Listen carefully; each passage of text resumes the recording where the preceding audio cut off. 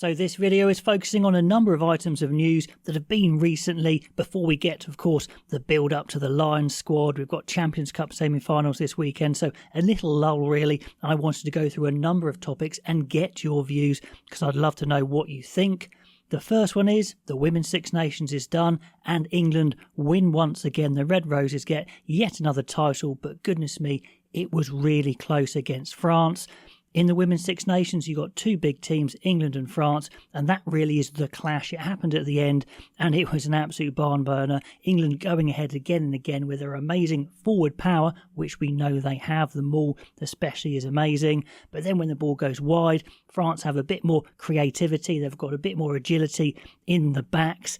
And it's very similar to that last World Cup final where England just came up short up against New Zealand because they had that extra creativity and speed. So England definitely need to work on that area. They were missing Kildun, which is a bit of a problem for them, but they need a little bit more creativity and ability to cover that wide attack because they've got a home World Cup at the end of the summer and they're going to be favourites. They have been the best team in the world for a while now, but they're going to want to make sure they win this one at home. So let me know if you think they're going to do it, where they need to tighten up. But again, congratulations to John Mitchell and the Red Roses for another Six Nations title. The second bit of news, which I'd love to get your opinions on, is should the Premiership go to a franchise model? We've talked about this sort of thing before. Do you chop up the nation into areas? Do you just go with the big teams? And really, what does a franchise model mean? Well, however they work it, it means the franchise never dies, essentially. You don't get relegation, which is what I think it was Bruce Craig, the Bath owner, was really getting at. The fact that if you want real investment in English rugby, you need these franchises, these teams to be permanent. So, you don't invest millions and millions and then you get relegated. At the moment, the relegation isn't happening because the championship teams aren't deemed up to a standard, their ground, etc., where they could go up to the Premiership anyway. But still, this is the idea with a franchise model. Obviously, you could have other things with it. It could be an opportunity to change up the catchment areas and try and even out the country, if you like, in terms of population and academy catchment. Is it going to be more integration with the RFU?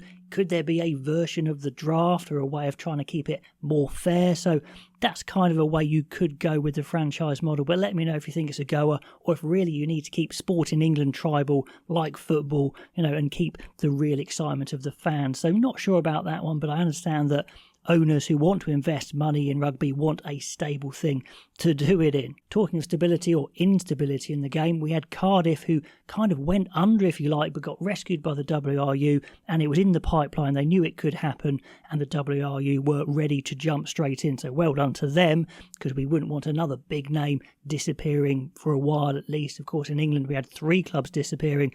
Maybe some are coming back, but Cardiff are okay. They seem pretty secure at the moment, but it's just another marker to say the finances are pretty precarious. And where do Wales go from here? Do they use this opportunity for a big restructure? And they say they're going to do something like that, but it definitely gives a bit more power, if you like, to the WRU. They're definitely going to change something up. It looks like it's still going to be 4 regions, but what could they do to change it? And could it be an Anglo Welsh League? Now, this has been raised once again. It's not a new idea. It's been doing the rounds again. Is it a good idea, assuming Wales still have 4 regions? Do they join the English 10 at the moment, or whatever the English 10 would be, to make a 14-team Anglo Welsh League? Now, of course, this sort of subject is very emotive. It's just kind of a thought exercise. So let me know what you think from a kind of an academic point of view, because there are some pros, particularly I think for the Welsh regions who are struggling to fill their stadiums. That's simply put. They can pack out the Principality, certainly for now, but they can't do the same for their domestic league games in the URC. So would playing the 10 English clubs from the old enemy from England get those tribal juices flowing a bit more? It's very possible. Could it boost their attendances? I think so. Could it work for the English teams as well to get to more excitement, that kind of cross-border clash between England and Wales, not just in the Six Nations sake? Maybe it could work in the future. I don't see it happening for a while, but it's certainly something I think that could logistically work, because of course moving around between Scotland and Ireland and to Italy and to South Africa, of course, is a massive cost for these Welsh teams, and there's maybe not so much tribal animosity between the two of them than there is clashes maybe with some English clubs. And finally, let's talk about summer tour fixtures for England, Ireland, Wales and Scotland. I want to know which are the best tour games, who's got the best tour, and how are these teams going to use them. Of course, we've got the Lions going on, which is great in a way because it takes the spotlight off these tours, which can be as development tours as you want them to be, or you can take just the best of the rest that are left over from the Lions. So you can do it in any sort of way. They don't tend to go to the absolute massive teams, but there's still some really good games here. From an England point of view, Steve Borthwick's obviously going to be going. He's not with the Lions, but Richard Wigglesworth is going with the Lions. So they've brought in Lee Blackett from Bath, whose star is rising. He's coached England A. Bath are obviously amazing at the moment, so he's going as an attack coach. And Byron McGuigan's going as a defence coach as well from Sale. They go to Argentina after they play a clash against a France 15, which will be one of these non-capped internationals where they'll just try out a load of players, most of whom are probably not going on the tour, but always good to spotlight some players at Twickenham. That's going to be pretty entertaining. Then they travel. Then they go to Argentina for 2 games, which I really like. It's a tough place to go. If you can win there without some of your best players, then it's a really good place to forge some really good bonds between players who might not have played much for England. They could well lose them. No, it's a really good one. I like it. It's winnable, but incredibly hard to win. They're going to have to play well.